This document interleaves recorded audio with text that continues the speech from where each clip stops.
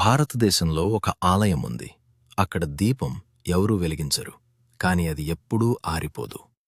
హిమాచల్ ప్రదేశ్లో ఉన్న జ్వాలాముఖిదేవి ఆలయం భారతదేశంలోని ప్రసిద్ధ శక్తిపీఠాలలో ఒకటి.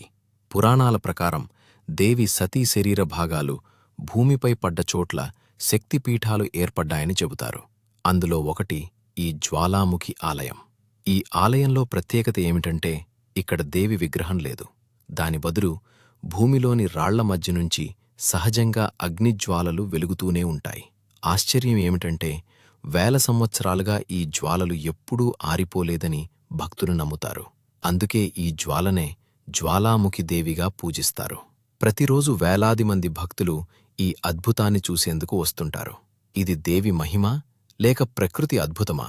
మీ అభిప్రాయమేమిటో కామెంట్లో తప్పకుండా చెప్పండి.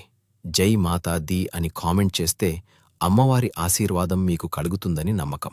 ఇలాంటి ఆసక్తికరమైన భక్తి కథల కోసం ఈ వీడియోకి ఒక లైక్ ఇవ్వండి. మిత్రులతో షేర్ చేయండి.